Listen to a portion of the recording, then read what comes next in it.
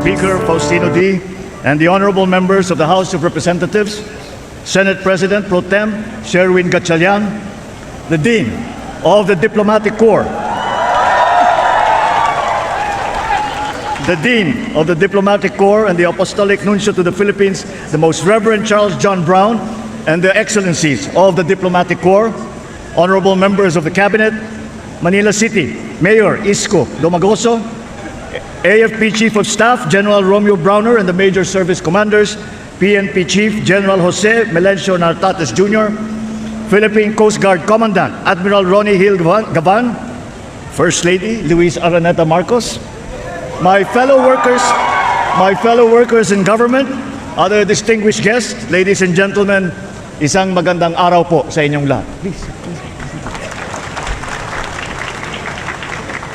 Sa araw na ito, ginugunita natin ang ika-128 anibersaryo ng proklamasyon ng kalayaan ng Pilipinas. Sa loob ng lampas 300 taon, naging kolonya ang ating bansa. Sa ilalim ng pamumuna ng dayuhan, dinanas ng ating mga ninuno ang kahirapan, kawalan ng katarungan at pang-aapi. Ang pagnanais natin na makamit ang hustisya at pagkakapantay-pantay ang siyang nagtulak sa lahing Pilipino na mag-alsa laban sa pamamahala ng dayuhan. Sina Tamblot, Sumuroy, Dagohoy at Diego at Gabriela Silang ay ilan lamang sa mga naunang lumaban sa mga dayuhan. Ang pag-aalsa sa Bohol, sa Pidig, Ilocos Norte, sa Cavite ay senyales ng mga magting na pagnanais ng ating mga ninuno na maging malaya. Subalit, dahil sa pagkakahiwa-hiwalay at kawalan ng isang layunin, hindi sila nagtagumpay. Sa ilalim ng katipunan, nagawa ni Gat Andres Bonifacio at ng mga katipunero na pag-isahin ang bayan tungo sa isang adhikain at isang laban. Ipinagpatuloy ni General Emilio Aguinaldo ang pakikibaka at tangan lamang ang pananampalataya, pagmamahal at kabayanihan, itinaas ang ating watawat sa Kawit, Cavite na makasaysayang araw noong itong 1898. Dito, ipinahayag natin sa buong mundo ang hangarin nating mamuhay bilang isang malaya at nagsasariling bansa. Mula sa araw na yun, itinatag natin ang Republika ng Pilipinas. Naitayo natin ang mga institusyon na nagsisilbi sa mamamayan at nabigyan tayo ng pagkakataon hubugin ang ating kinabukasan. Matapos ang mahigit 1 siglo mula nang makamit natin ang kalayaan, ano na ang nagawa natin sa kalayaang kanilang ipinaglaban? Sapagkat hindi sapat na lingunin lamang natin ang nakaraan, kailangan magsilbing pundasyon ang mga aral nito sa ating kasalukuyan at sa ating kinabukasan. Ang ating kasaysayan ay nagturo sa atin na sa pagkakaisa lamang makakamit ang kasarilinan. Na ang tunay na mga pinuno ay yaong nagsasakripisyo ng sariling interes para sa ikabubuti ng bayan. Na ang kalayaan ay dapat na inaalagaan. Gamitin natin ang mga aral na ito upang mapaunlad ang ating bansa at mapalawig ang ating kasarilinan. Maraming hamon sa ating kalayaan at kaunlaran. Nandyan ang mga katiwalian, pagkakakanya-kanya at kahirapan. Nandyan din ang mga pandaigdig na kaganapan at banta ng tinatawag na climate change at kalikasan. Ngunit sa kabila ng mga ito, nananatili ang aking paniniwala at pag-asa sa galing, sipag at kabutihan ng ating lahi, ng lahing Pilipino. Sa maraming pagkakataon na ipakita natin ang ating kakayahan na manindigan para sa tama, na magmalasakit sa kapwa, na bumangon sa harap ng pagsubok. Lalo na sa panahon ng kalamidad, na ipapakita natin ang ating pagkakaisa, pagtutulungan at ang ating malasakit. Sa bawat Pilipino, ito ang aking panawagan. Huwag po tayong mapagod na mahalin, piliin at ipaglaban ang Pilipinas. Ipalalim natin ang ating kamalayan, maging mapanuri sa katotohanan. Gamitin natin sa tama ang ating kakayahan, hindi sa masama. Lumaban ng patas sa araw-araw, huwag pagsamantalahan ang pinagpaguran ng iba. At piliin natin ang ikabubuti ng bayan laban sa interes ng iilan. kung mananatili tayong tapat sa mga adhikaing ito, matitiyak tayong magmamana ang mga susunod ng henerasyon ng isang bansa na mas matatag, mas makatarungan at mas maunlad. Tandaan natin na ang kapayapaan, kasarilan at kalayaan na ating tinatamasa sa ngayon ay tinubos ng dugo ng mga nauna sa atin. Naway magsilbing bigkis ang ating bandila, ang ating pambansang awit at ang ating pagka-Pilipino sa pagbuo ng isang bagong Pilipinas. Maraming salamat po. Mabuhay ang ating mga bayani. Mabuhay ang sambayanang Pilipino. Mabuhay ang Republika ng Pilipinas. Muli ang Pangulo ng Republika ng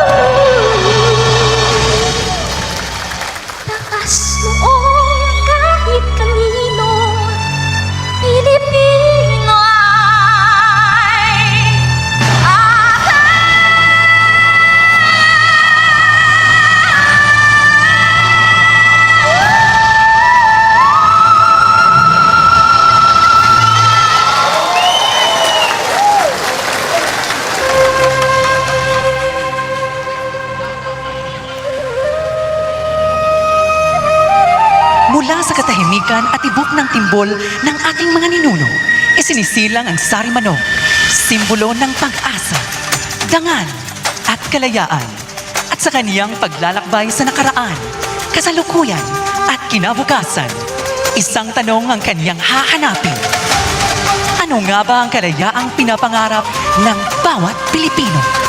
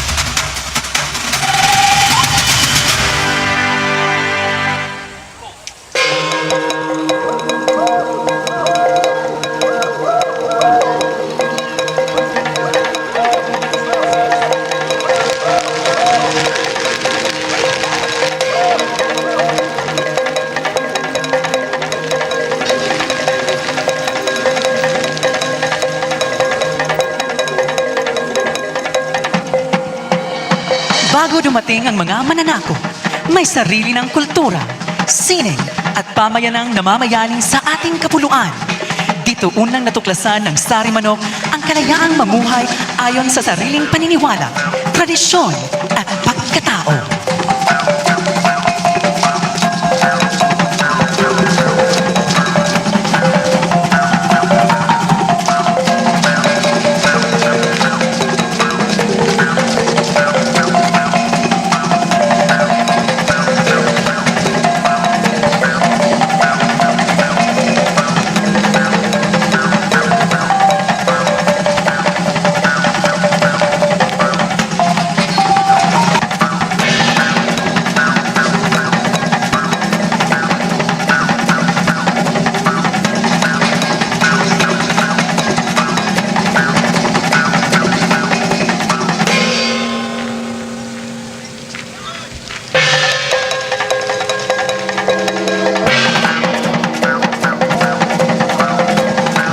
Isang makulay na paglalakbay sa kaluluwa ng sambayanang Pilipino.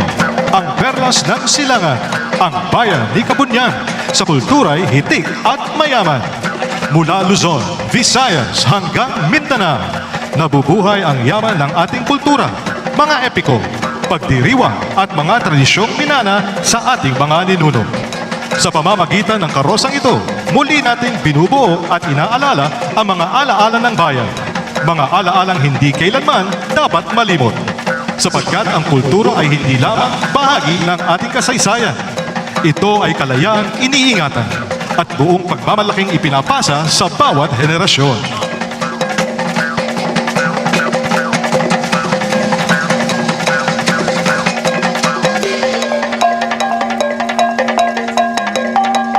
Mamalaki ng sambayanang Pilipino. Mula sa lungsod ng Bacoor, Cavite, narito ang Banda El Gobernador.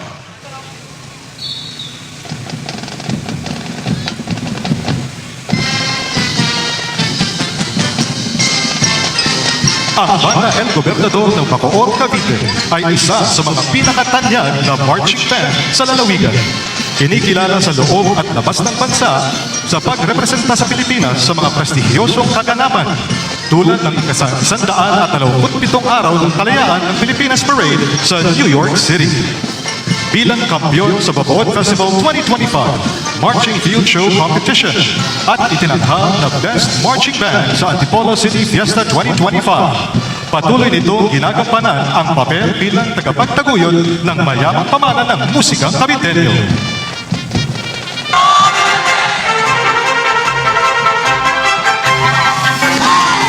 Dumating ang panahon ng pananakop at paglaban. Ngunit sa bawat sigaw para sa kasalinlan, higit na tumibay ang tapang at pagkakaisa ng sambayanan. Dito natutunan ng Sari Manok na ang kalayaan ay ipinaglalaban at ipinagtatanggol.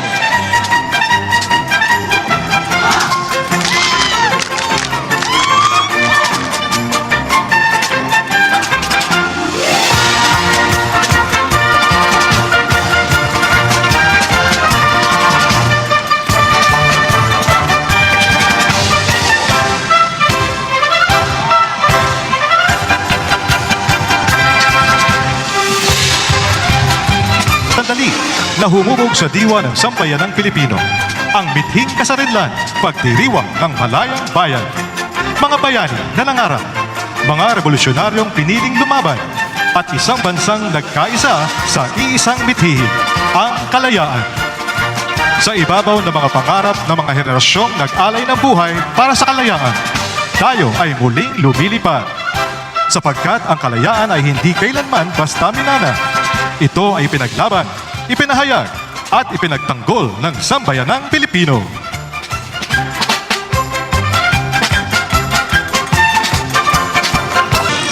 Ang Banda San Jose ng lungsod ng Las Piñas ay isa sa pinakamatanda at pinakaginagamit na marching band sa Kalakhang, Maynila, na may mahigit sa 7 dekada ng kahusayan sa musika at kamakailan lamang ay nagdiwang ng ika-75 anibersaryo noong Enero 2025. Bilang isang multi-awarded na banda na kilala sa mga tagumpay sa kompetisyon at mga pagtatanghal sipiko, nananatili itong mahalagang sagisag ng kultura ng lungsod ng Las Piñas.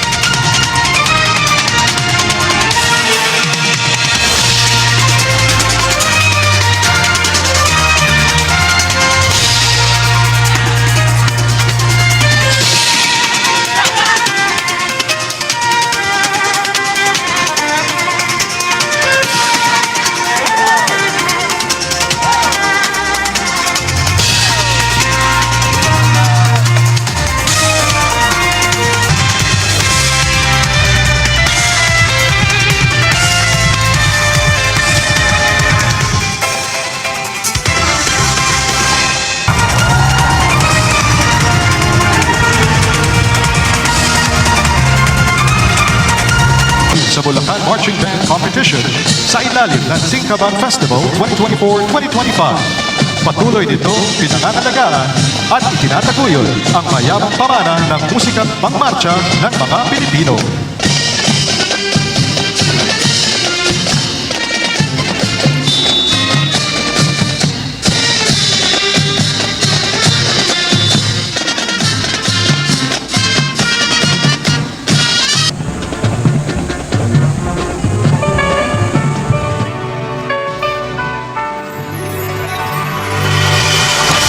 Mula sa lakas ng ating kasaysayan at diwa ng ating sambayanan, tumatayo ang Pilipino bilang isa.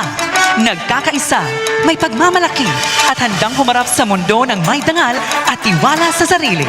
Habang iwinawagayway ang mga watawat ng mga bansa, muling lumilipad ang Sarimano. Sumasagisag sa isang bayang pinagtitipikis ng iisang pangarap, tapang at pagkakakilanlang Pilipino. Mula Luzon, Visayas at Mindanao, ang sambayang Pilipino ay kumikilos bilang isang bansa sapagkat ang kalayaan ay hindi pasa ng iisang tao lamang, kundi ng isang nagkakaisang bayan na matatag na nakatindig at taas noong humaharap sa daigdig. Pinatatakbo ng 11 mananagwan na kumakatawan sa 11 kasabing estado ng ASEAN. Ipinapakita ng barangay na mas malayo ang mararating kapag sama-samang naglalayan. Sakay ng makulay na balangay ng ASEAN ang ating mga karatig bansa na buong pusong tinatanggap ng isang sambayan ng Pilipino, nagkakaisa sa kultura, kalayaan at pagmamahal sa bayan. Bukas para sa ASEAN, bukas para sa mundo, taas noo bilang Pilipino.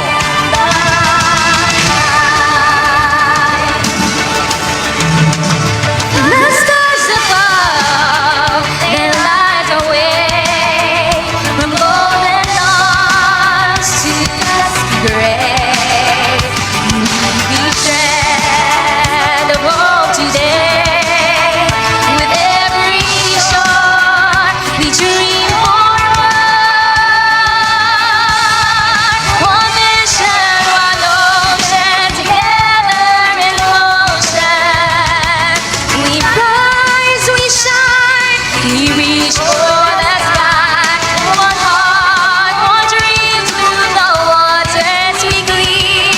I say, we are one to the end of time. One vision, one ocean, together in motion. We rise, we shine, we reach through the sky.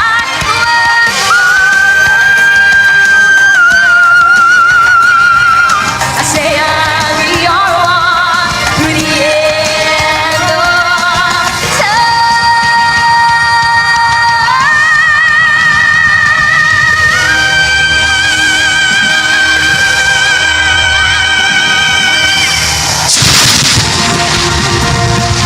Sa pagtatapos ng paglalakbay, natuklasan ng Sarimano ang tunay na diwan ng kalayaan, na ang kalayaang pinapangarap ay nabubuhay sa bawat Pilipinong nangangarap, kumikilos, nagkakaisa at nagmamahal sa bayan.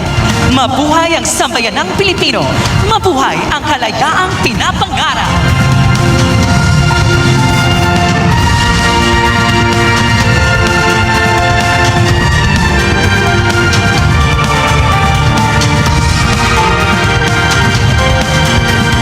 Sa pagtatapos ng makabuluhan at makabayang paglalakbay na ito, muli nating naalala ang diwa ng ating kasaysayan, ang sigla ng kasalukuyan at ang pangako ng inaharap. Naway magsilbing paalala ang ating Parada ng Kalayaan 2026 na ang kalayaan ay hindi lamang nananatili sa alaala, kundi patuloy na isinasabuhay at hinuhubog ng sambayan ng Pilipino. Mula sa mga karosa, pagtatanghal at makabayang himig hanggang sa bawat pusong nakibahagi, ang kalayaan ay nananatiling buhay, pinapangarap, pinangangalagaan at patuloy na binubuo ng bawat henerasyon. Maraming salamat po sa inyong pakikisa at pagdalo. Mabuhay ang sambayanang Pilipino!